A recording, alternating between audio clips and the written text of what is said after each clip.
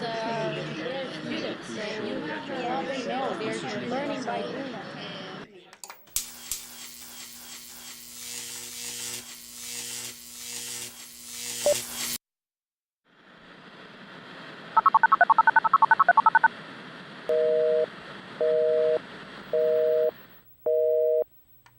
All these new qualities are disruptive in the relation to what has been the mainstream ideas of relationship, time, space, and work that we have had until now. But the fact that these new ideas are emerging, in my view, is not enough for them to really reinforce and hopefully to become the new mainstream.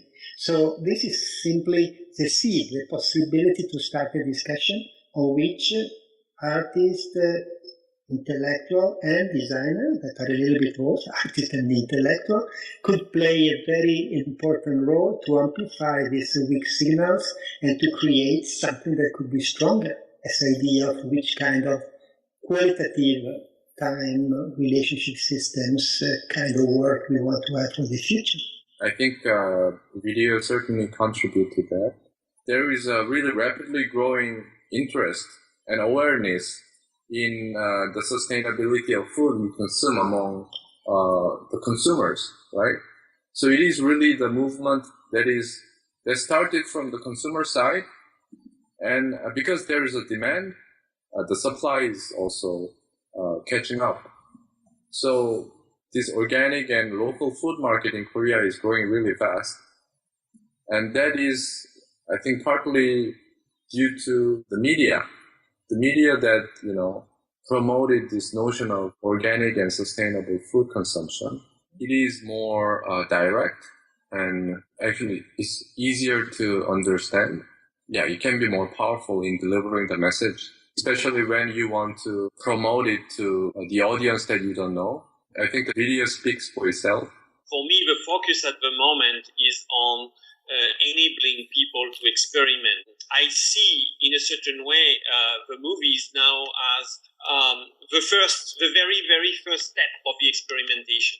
So first, you try to mimic how the experimentation could be, and you look through the eyes of the camera how the experimentation, how the solution will result to the people. All the people who are proposing the new solution are using it as a mirror to look in a certain way, with a certain distance, what they have done, what they have in their mind. Sometimes it's a good tool to debug their solution, because they want some things, but when they see what they want on the way they have themselves pictures on the screen, they are not maybe as convinced as they were before, and they want to change it. When we film some things like innovators that are developing a project, you just film them, and in a certain way, they are mimicking their future. If you mimic the solution, but not to make a film,